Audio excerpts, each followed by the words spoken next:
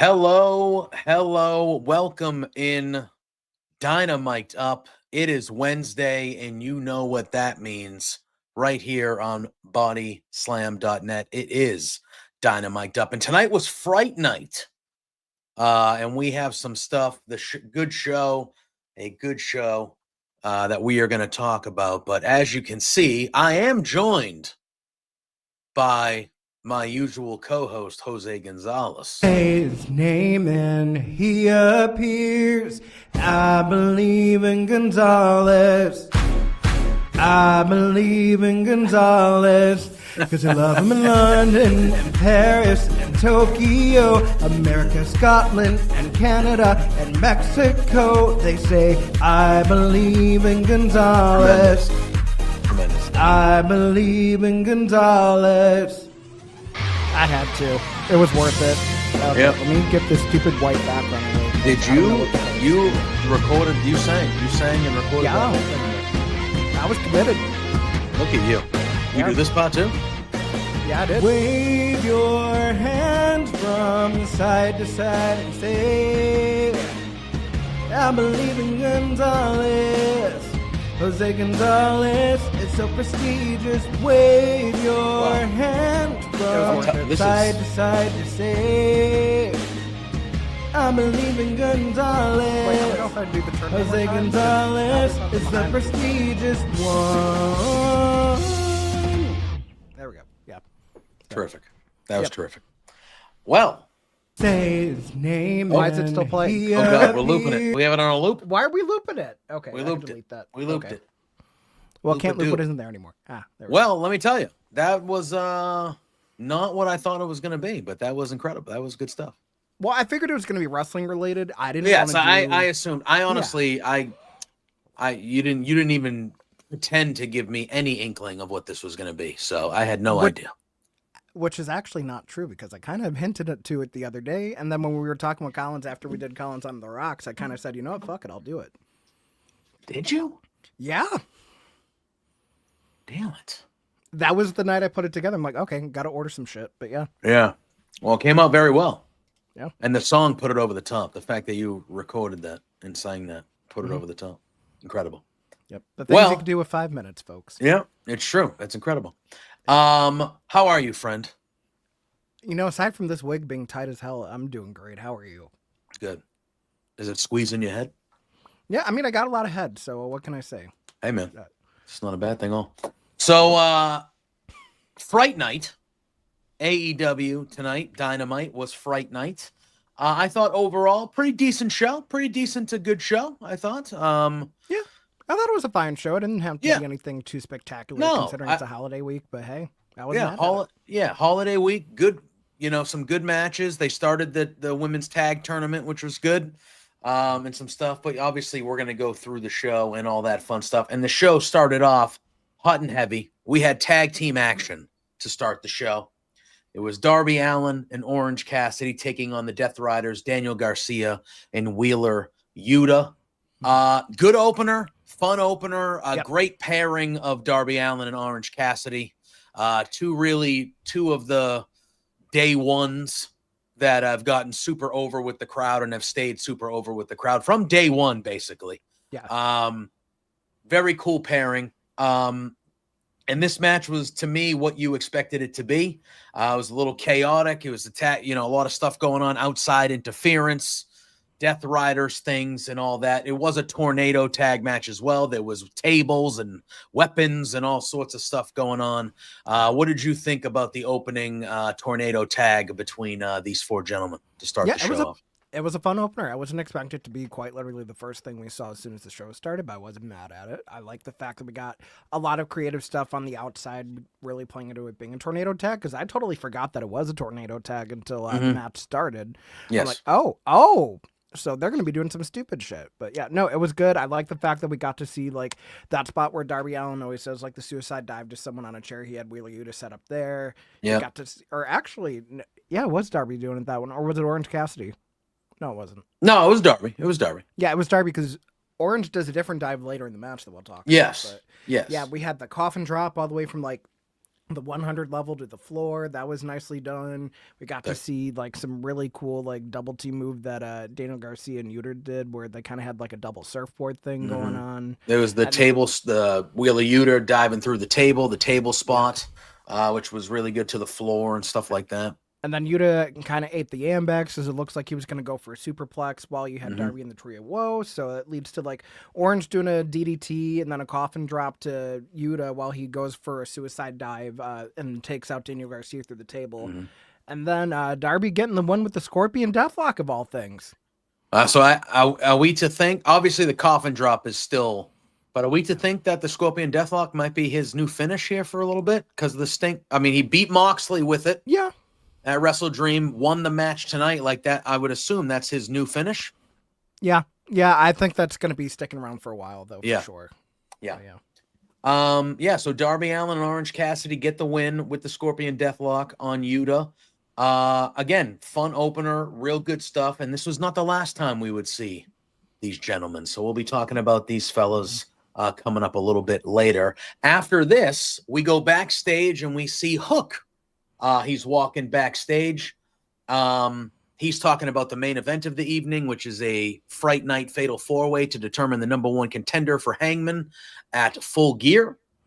And he says, I'm going to be out there with 3 highly decorated veterans and my hands will be full, but I don't want it any other way. And then he directs his attention to Samoa Joe in the camera and he says, I'm going to do my best personally to ensure that you do not advance. He goes, you've shown the world who you are, but I already knew. I like the way he said that too, because we get to the whole like how he was kind of outed from the ops, and then like, okay, we'll make nice for now. I'm going to do my own thing. And then he had that when he came back. Yeah. And he gave Joe the look, and he was like, "Nah, I'm not cool with you, bro." And everyone was kind of like, "What the hell was that about?" Yeah. No, I'm glad that they acknowledged, like, maybe Hook was right after all. But yeah, so. I liked it. We come back from commercial, and Renee Paquette is backstage with Don Callis, your favorite. I'm surprised you didn't dress up as him for Halloween. Well, I like having hair on top of my hair, so I'm good. Yeah, fair enough. If I dressed as Don Callis, it wouldn't be on the air because his favorite outfit he likes to wear is a piece of silk. That's what it looks like. We'll talk about that. But he says he's going to show everyone tonight that the Callis family has never been stronger. And then he waves over the Young Bucks. And he says it's a shame how the Bucks have been treated. And he respects them, saying they don't want to join the family. But after recent events, he just wants to offer and show them what the family can do for them. He calls for the truck to play a special entrance he commissioned for them. And they make their entrance with Don. And they have big pyro. And it's a big entrance. And the reaction of the Bucks, like they almost kind of forgot what pyro sounded like. They were like, oh, yeah, they were so. So Don's doing his best to court the Young Bucks to the family, even though the Young Bucks have been pretty steadfast of, we're not joining the family. We'll work with you, but we're not joining the family. But I thought that was a nice kind of funny thing there. And that led to the Fatal 4-Way number one contenders for the AEW Men's Tag Team Championship match. It was FTR, it was Jet Speed, it was Jurassic Express, and it was the Young Bucks. And this was about as crazy, chaotic, intense, and great as you would expect this match to be. This was, in my opinion, the best match of the evening. Yeah, this was really, really good. I mean, there's so many spots. So here's the thing. Yeah. And we were talking about it. I feel like I take a lot of notes down when it comes to the promos and the vignettes on the show. Yeah. But I find myself when I'm watching the match, when I start watching the match, I'm taking notes and then I just get lost, not lost in a bad way, but I get lost in the match. Like I'm in the match. Yeah. So I'm just like, my notes are like, yeah, like, you know what I mean? But no, this I kind is of feel the same way with this one. Yeah. Yeah. I feel So like many spots. The main thing that I kind of wrote down was like the finishing sequence and everything. But I mean, like you got like 4 of the best tag teams in AEW. I mean, you have so many issues between Jet Speed and FTR. You have so many issues between Jurassic Express and the Young Bucks. You have Stokely on commentary. You have like all these different outside factors coming in. But I mean, it was a great 4-way. There's not much else to say about it. And then I will say I did not think that FTR was going to win, but I'm kind of glad they did because it kind of puts them back where they need to be towards the top of the card.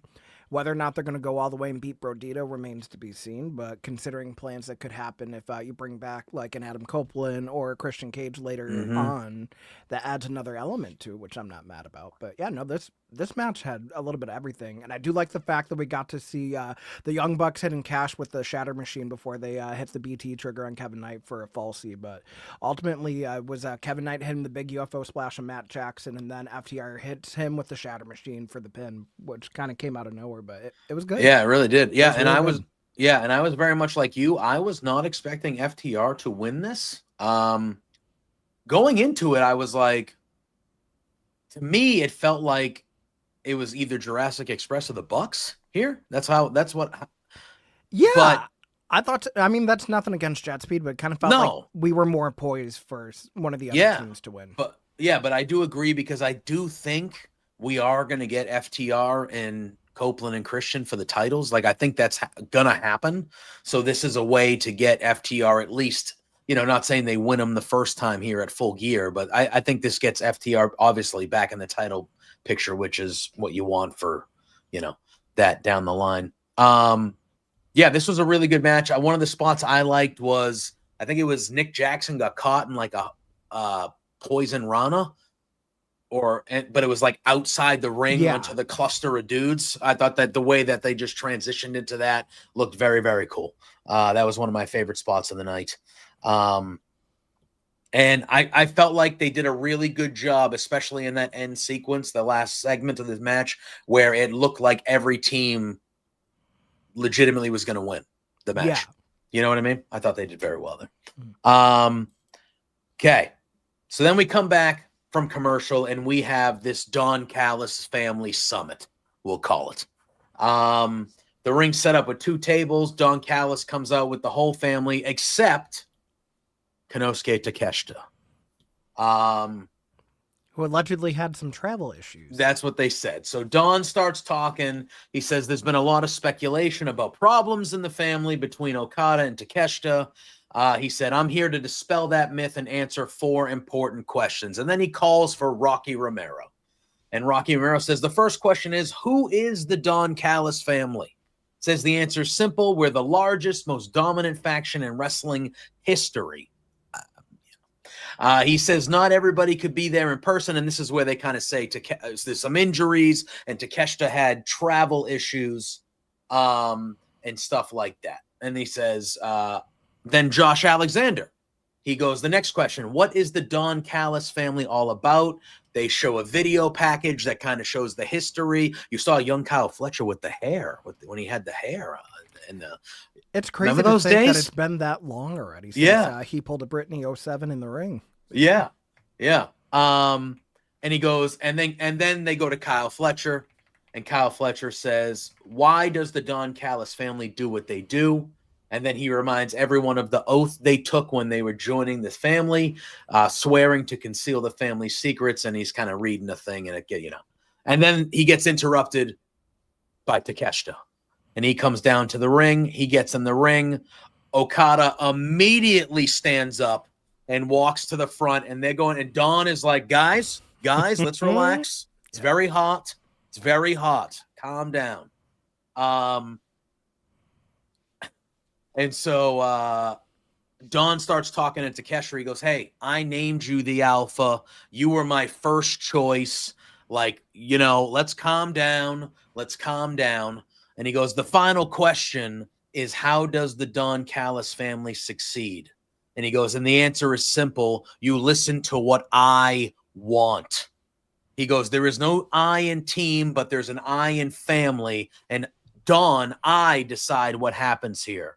He says, me and Konosuke built this family on the ashes of Kenny Omega's career, but because he decides what happens, while Takeshita was first in, he says he could also be last out. Was he supposed to say first out? Right? Yeah. He was supposed to say first out there, right? Okay. Yeah, no, he meant last out in the 18th inning on a Monday night. Oh, my God, huh? Blue Jays going to win tonight. They're going to take a 3-2. Now, let me ask you, because you're from Buffalo and you're right over the thing there. You're not far. Are you? So here's my thing. When it comes to baseball, are you a baseball guy? First of all, I am, but here's where I'm conflicted. So yeah, Buffalo, technically the Bisons are a AAA team that feeds to. I did know that. Now I did know that during COVID quarantine when everything was locked down. People weren't getting in and out of Canada, so we actually hosted the Toronto Blue Jays for the 2020-2021 season until they opened back up. Yeah. However, I was always born and raised a Yankees fan. Oh yeah, that's right. Which is why I was chaffing your ass during that's the right. opening round of the playoffs and everything too. Would I like to see the Blue Jays? Are you rooting for them to win this series? Yeah, I am. I mean, there's nothing against the Dodgers. I think the Dodgers are obviously a phenomenal club. I mean, any club with fucking Shohei Ohtani on there, it's going to be a contender regardless. But yeah, even then, it's just I'm all for a good underdog story. And right now, the way the Jays have been playing, they won the division. They clinched that, so they got the bye kind of from the first opening round of the playoffs. But seeing the way that they came back after playing effectively 6 hours of baseball, and then the next game they win it 6-2. Yeah. So I feel like they're trying to prove everybody wrong and actually do the unthinkable and take LA down. So we'll see. Yeah. It's been a good series. I won't be mad if the Dodgers win. I really don't have a dog in the fight, but hey, it'll be entertaining to see how it ends up playing out. Yeah. All right. Sorry. Yeah. Back to the task at hand. It was a good aside. Yeah. He says, I need Takeshita in your IWGP World Heavyweight Championship to put your ego aside and shake Okada's hand. The crowd's chanting no. They're like, don't do it. But Takeshita puts his hand out like he's going to shake his hand, and Okada, it looks like he's going to do it, and he flips him the bird. And Dawn immediately is like, no, like, stop. Everyone gets up out of the chairs. They're like, no. They start separating. Okada's just laughing and smiling and laughing at Takeshita. Takeshita's pissed. He wants to rip Okada's head off. Oh, it was good stuff. Oh, and then Dawn says he's booking a tag match on Collision. Can they coexist? That's what they're doing on Collision with Takeshita and Okada. I thought, and I know you're not the biggest this was a great segment. It was a great segment for what it accomplished. I feel like why they're going to probably have them do everything on Collision instead of Dynamite is beyond me. Yeah. Where I feel like it's going to get lost in the shuffle because you have next week being the week before Blood and Guts, where DCF is not involved in the Blood and Guts in any way, shape, or form. And there's clearly still the animosity here. Yeah. I don't think we have anything set up with Kyle for the TNT title. I don't think you have anything set up with Okada for the Unified title. You damn sure don't have anything set up with Takeshita for the IWGP title. So whatever happens on Collision, they're going to have to address it next week on Dynamite, and that's going to lead us into building out the rest of Full Gear. So, yeah. Well, you think Okada and Takeshita would probably, that's the match, right? That has to be the match. I would be. Yeah. I'm sure. I thought we might have been getting it at the last pay-per-view, but they did the tag match, and now we're here, right? Yeah. Has to be. So. Do you think they do winner take all, or do you think just one belt is on the line? So what I think they're going to do is, we talked about this a little last week too. Yeah. I think you start with the IWGP, have Takeshita retain. Yeah. Then you have the C2 happen, and then in the finals you have Okada retain. And then you do the rematch winner takes all at but it's Takeshita and Okada in the finals. Yeah. You're gonna have probably Okada on the gold bracket, you have Takeshita on the blue bracket, let them both clear it out and everything too, and that's your World's End match right there. Yeah.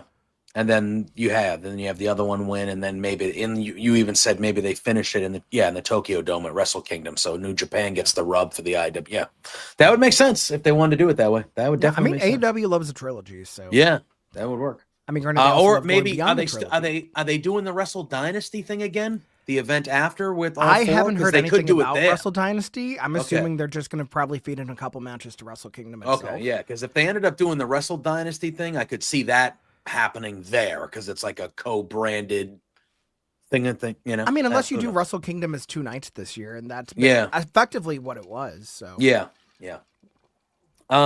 Renee Paquette. Oh, we get a hype reel for CMLL's Olympia. She will be challenging Mercedes Moné on Collision for the CMLL championship, women's championship there. So that'll be happening on Saturday. We get a little hype reel for her. And then Renee Paquette is interviewing Chris Statlander, the AEW women's champion, backstage. Yep. Statlander says that she knows Mercedes Moné is embarrassed and hurting, and she'll be at Collision to be ringside for her match against Olympia.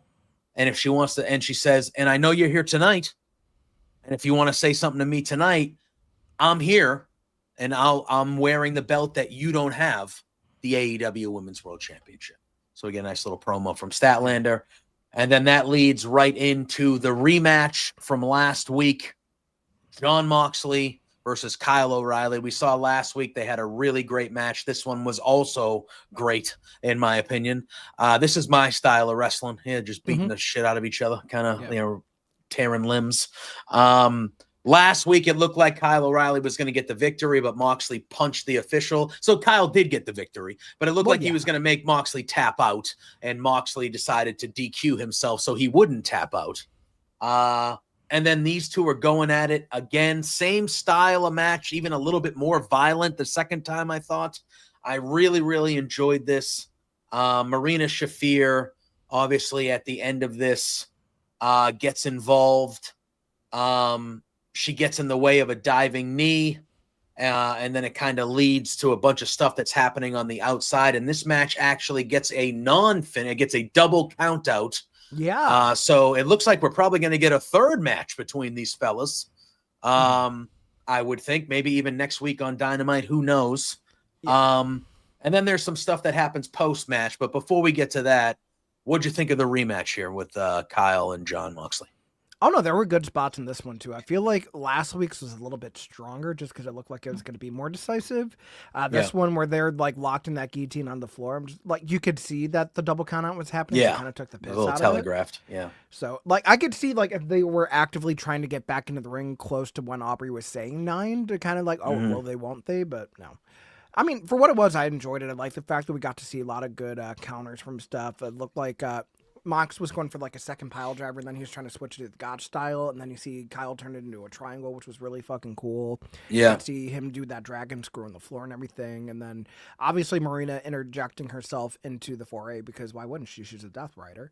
Yeah. And then after the match, you see Kyle kind of bargaining with Aubrey Edwards, like, no, restart the match. Like, I'm not done. And before she could even think to do any of that, Marina Shafir decks Aubrey Edwards. I know. What the hell? That took me by surprise. Just kills her. And then Claudio comes out of frame and just wallops Kyle O'Reilly with an European uppercut. And it was like just that sequence of the Aubrey and Marina thing. And that was just really, really good. On like a 5-second span, too. It was like, it was just like boom, boom. Rushed. Yeah, it was real good. And they start putting the boots to Kyle. Roderick Strong comes out and makes the save. He hits an Olympic slam on Claudio. But Wheeler Yuta and Garcia arrive. The numbers game takes control. But then Darby Allin, Mark Briscoe, and Orange Cassidy arrive. The Death Riders flee. Darby gets on the mic. He says, Moxley, you haven't suffered enough. Briscoe says the Death Riders walk around like they're hard, but they're just some fake-ass tough guys who skedaddle every time it's time to throw down. I use that word, skedaddle. Yeah. I think someone was saying it was an SAT word on the show from the feed I heard. Really? Yeah. Good. I use that word.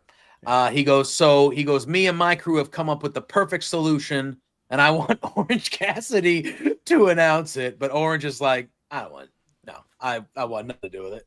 And then he just shoves the mic in Orange Cassidy's face, and he just rolls his eyes. He's like, and he just goes, blood and guts. Just like so unenthusiastically, just like doesn't give whatever, dude. Fucking blood and guts. We had mentioned it over the last few weeks, especially last week. We were like, hey, we think we might be getting 2 blood and guts matches, which would be a first time for 2 in one night. Yeah. And this is going to be the men's side of it, and then we have the ladies that have been building over a little bit here. This should be good. I think that Dynamite should literally, like we said last week, just be these 2 matches. Have the men start, do a couple vignettes or backstage interviews, have the women main event, and I think that you go home. Each match is going to be 45 minutes long, not including commercials, with all the entrances. I feel like you might have like 1, maybe 2 more matches in between. You think so? Is, like, I mean, one Dynamite's always going to have an overrun now, so it wouldn't surprise me to go over the 2 hours. True. But even then, like, I feel like closer to 30 minutes is kind of the sweet spot for a match like this. I don't think you got to go like 45, 60 minutes. I'm just kind of blow it up. thinking like because of was it 5 minutes every time? There's Yeah, five you of definitely them. have to bookend the show with Yeah. each of them. I think you start Yeah. with the men's. You have whatever happens there, because I'm assuming now that like it's official, I feel like this is where Roderick Strong solidifies I'm not part of the conglomeration, and that's where he turns on them. Yeah. Whether or not Kyle O'Reilly turns with him, whether or not Roddy Strong's going into the Death Riders, that remains to be seen. But I feel like you can kind of like let that take the forefront, get everybody hyped, and then you close the show with the historic women's blood and guts, and then whatever happens there. Because hell, we still don't know the full team for the women's side of things. Well, I was gonna say, that's yeah, gonna we're lead us into next week probably. Yeah, I know. Yeah, we're gonna have to get to that here. But we come back from commercial, and Mercedes Moné is in the back beating down Chris Statlander. She's throwing her into some of the crates and all the stuff, drags her out to the stage. Statlander starts to take control of it a little bit, but Athena appears out of nowhere to cut her off. She hits a lung blower, which sets up the O face. Willow Nightingale and Harley Cameron come out and make the save. So kind of, continuing Athena, you have that. And then obviously Willow and Harley, that's the first round matchup that we're getting next week on Dynamite, which is going to be a good one. I thought this was a nice little segment. Just the way I loved how they just came back, and it was immediately in the backstage, and Mercedes had already been beating up Chris Statlander. Like they came back we don't get enough mid-attack. of that where you just come back from the break and it's like, oh shit, someone's getting their ass kicked. Yeah, I liked it. I thought this was good. It gave more intrigue to the first round matchup next week. Add some more, bad blood there. And then we had a real sweet little moment here where Bandito, they show a travel log or like a vlog. He's been traveling, and it was about him bringing his grandmother out to see him wrestle. And I thought that was I thought it was sweet. I think it was the first time she was watching him in the States, and then right before that they were showing Mascara Dorada as well. So yes, I don't know if they have a match set up for Collision this week, maybe for the ROH title, but yeah, no, I'm excited if that is the case. But it was kind of a nice wholesome moment to show off Bandito in that light too, because you don't always get to hear him like talk about it that much. Yeah. But yeah, it actually seemed like we got to drive up from Mexico. They were there. They got to watch me. It's actually really cool. But yeah, that was cool. Yeah. And then we had the first match in the first round of the AEW Women's World Tag Team Championship Tournament. And this was the shocker of the night for me. Oh, Jose. Yeah. I wasn't expecting this one to go the way it did either. No, it was Jamie Hayter and Queen Aminata against the Sisters of Sin, Julia Hart and Sky Blue. Pretty good match, I thought. A little short. I thought it might have gone a little longer for me. But it was a pretty good match. Queen Aminata, again, just fucking incredible. You wonder if they got time cut for the main event?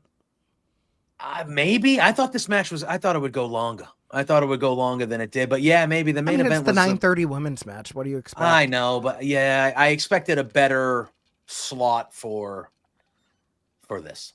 But either way, I thought good match for what they did. Some good spots back and forth. Yeah. But towards the end of the match, Jamie Hayter gets knocked to the outside, and kind of out of nowhere, the camera really didn't do a great job of seeing the actual attack. Yeah, because commentary totally missed it too. Yeah, and commentary even at first thought it was Julia Hart. I don't know if that was by design or not. Excalibur thought it was Julia Hart, but you see her roll under the ring. It was Tekla, appeared out of nowhere, attacked Jamie Hayter on the outside, and then that allowed Sisters of Sin to hit the assisted spine buster on Queen Aminata, and Sky Blue pins Queen Aminata, and the Sisters of Sin, I would say, with a very big upset victory in the first round, and they are the first team to go on to the semifinals in this tournament. Which is crazy to say that they're the upset victory, considering they were one of the few solidified tag teams we've had over the last year or two. But I don't hate it. I don't hate it at all. I just think we were so like on the Jamie Hayter and Queen Aminata train, considering the way they won last week and they got to call their shot in the first round. It kind of felt like they were really setting that up like, oh no, like, yeah, we might be a new team, but clearly we're effective. Yeah. But no, they're adding more layers in for the women's blood and guts because, Triangle of Madness will be in it. Aminata and Hayter are going to be in it. So it's kind of figuring out where the rest of things lie, because we do also kind of hear that Penelope Ford is officially injured. We get into it right after the match. They're backstage with Tony Schiavone dressed as Phantom of the Opera, which great. Way to go for Tony. Yeah. And Penelope mentions like she tore her UPL and she basically or her UCL, and she's out indefinitely. And she said that those titles were her and Megan's destiny because Megan Main's also with her there. And she's going to make every woman feel the pain she's in right now because it's what they deserve. And Megan Main basically saying for any woman that was ready to make history and make an empire, step up. And no sooner than she says that, Marina Shafir enters saying, I'm listening. And Moxley kind of giving them a double take. Oh, hilarious. These two, look out. Yeah, Moxley, I legitimately laughed out loud. I thought that was hysterical the way he did it. He was like, oh, like he made a noise, like look out. Yeah, like can we let Mox be like the Ham again instead of him just being like he can still be the badass Death Rider guy in the ring, but can he be kind of like he's funny? Yeah, let him be the shit stirrer again. Yeah, I liked it. No, I thought this was good. Marina Shafir and Megan Bayne, that's a scary team. Yeah, one's gonna drop you, one's gonna choke you. Yeah, hey. A lot of people would pay money for that. That's a shame about Penelope Ford. That's a shame. It feels like I feel so bad for Penelope because like every time she missed like almost 2 years with an injury, and she's been back for a little bit now, but like not terribly long. Well, like the thing with Penelope is like she's always had good moments, and like right before something big happens, unfortunately something else happens. Like obviously she was gone for that 2-year period, suffering miscarriage at one point during one of those moments as well. The injuries, she's always been someone where she's like, okay, if we let her go full out, you're gonna be really pleasantly surprised with what you get. Whether it was her with Kip, whether it was her with Megan, whether it was her with Allie. So like they were my dark horse team to potentially win this tournament. Yeah, now. I mean, but now I don't think that would. Now I don't think. I don't know if that was ever going to be the plan. But like we talked about it last week, where you immediately looked at the bracket and you were like, okay, Mercedes and Athena, Tony and Mina, Jamie and Amanada. Those were like, even though they weren't the standard tag teams, you saw those teams and you were like, those are going to be. But now Amanada and Jamie are already out. Those other teams are still involved, but the solidified tag teams were the ones that we were like, I hope one of them at least I would like one of those teams to win the titles. I will say Sisters of Sin moving on in the first round gives me hope that Ty J will also move in the first round. I would think now maybe because you have this, kind of just put together team now, although they are, no, they're nothing to scoff at, but the problem is just, it seems very obvious the way that the bracket's set up that Mercedes and Athena are going to the finals. Yeah. And given the way they want to build the finals, it seems kind of obvious, at least to me, that it's looking like they're going to go for Tony and Mina to meet them in the finals. Yes, I would because agree. You have so many layers between the four of them, because you have Mercedes that beat Mina for the TV title. You have Mercedes that beat Athena in the Owen tournament. You have Tony that beat Mercedes to not let her win the world title. Same thing with Athena. So it's just, that feels like there's more elements there for a more compelling final, other than just like having the Sisters of Sin versus Ty J being like the two stalwart tag teams. They'll get their shot, don't get me wrong, but it feels like if they want to make it momentous first, you got to go with the heavy hitters, and it seems like you have 3 of your 4 top build stars right there. You're still building up Mina on the AEW side of things to be top build, but she's always been like top build adjacent. Yeah. So, I feel like that's looking like it's going to be the finals, whether or not it's going to happen at World's End, whether or not it's going to happen sooner, but I feel like that's the way the bracket's going to play out. Yeah, I would agree. I would agree. All right. And then we were at our main event of the evening. It was a Fright Night Fatal 4-Way to crown the #1 contender for Hangman Page and his AEW Men's World Championship. It was Ricochet, it was Hook, Bobby Lashley, and Samoa Joe. Again, good. Auntie Collins just pops in and say his band, and he messed. Oh no.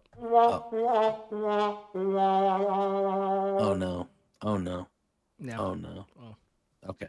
Well, Redemption. Do you have a sound for Redemption? No, I don't yet. Okay. We're gonna table that one. I could add it to the sound. Okay. Fair. But good main event. These 4 guys. Ricochet, I thought, was the MVP of this main event. I thought Ricochet was the MVP of the match. Oh yeah. I thought he was the glue. He was the guy that kind of I just thought Ricochet is tremendous. I just thought he was fantastic in this match. I knew he wasn't going to win it. But I thought he was fantastic in this match. I thought this was a really, really good match. Bobby Lashley looked incredible. Everyone was kind of waiting for Bobby and Joe to have a face-off, and they built to it nice throughout the first 10, 12 minutes of the match until we got to that moment where, I like this match. Yeah. I like this match a lot. It was a lot of fun. I thought Ricochet was just MVP of the match. Yeah, and those closing moments were really cool, too, because it looked like Bobby had Ricochet up for a power slam, and then flip him over, hits the Dominator. So that was a cool thing there. Then eventually you had the ring cleared. It's Samoa Joe and Hook going at it. Hook hits a big T-bone suplex to Joe. Then Ricochet's diving on both Bobby and Joe. And then he hits the shooting star for 2. You get to see Hook counter the spear gun into a red rum, and then that gets broken up. And then he hits a muscle buster as Bobby spearing him. And then Ricochet hits like a I don't know if he hit the full 630, but he definitely hit something to break that up. Mm-hmm. And then Ricochet, being the chicken shit that he is, smacks Bobby in the back with a steel chair to distract him, try to get him up by the ramp, allowing Joe to lock in the Coquina clutch on Hook, which ends up getting him to tap up before Bobby gets back in the ring to break it up. But yeah, no, this was a fun main event. Yeah, I loved it. Yep. And then afterwards, there was some fun stuff that happened as well. You see Shibata and Powerhouse Hobbs make their way to the ring to join Joe in the celebration. Tony Schiavone gets in the ring. He has a contract for Joe to sign right now.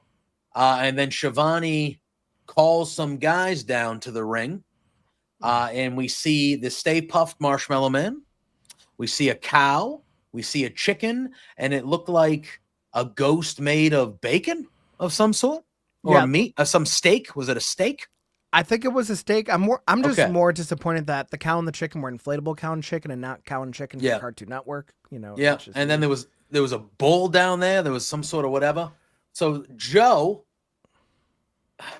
grabs a mic and he says, I want to ensure that this is the safest environment possible to sign this. And he tells his boys to make sure it's safe. Hobbs and Shibata start beating up everybody. And then they grab the Stay Puft Marshmallow Man because they think that's Hangman, because a couple years ago, I was at this Dynamite. This Dynamite was in Boston. A couple years ago, Hangman dressed up as the Stay Puft Marshmallow Man in one of the great moments in Dynamite history. Yep. And it was tremendous. And so they think that, obviously, I think Hobbs was even yelling, like, he thinks we're stupid. Like, he thinks we're stupid. He's yelling. And they unmasked the Stay Puft Marshmallow Man, and it's some local talent, I would think. And Joe punches him in the face. Joe signs the contract. It was kind of awkward at times. This kind of felt like things were taking too long. I was like, what the hell's going on? It felt like they were like setting up cues and yes. I was like, I know Hangman's coming out somewhere, but like, why is it taking so long? So Joe gets on the mic again. He says Hangman isn't as creative as he used to be. He apologizes for the carnage. He says that Hangman's days are numbered, and I stand before you, your next AEW world champion. And then you hear Tony Schiavone's voice, and he says that the match is official and celebrations are in order. And he says, let's have a toast. And so Samoa Joe, Hobbs, and Shibata are kind of looking around, and you see Tony Schiavone in the Phantom of the Opera garb walk into the ring. There's a bucket of beers in the corner. They all three of the ops grab a beer. They're taking some sips. They're, chumming it up. You see Schiavone getting there. He goes to grab a beer. He has a beer.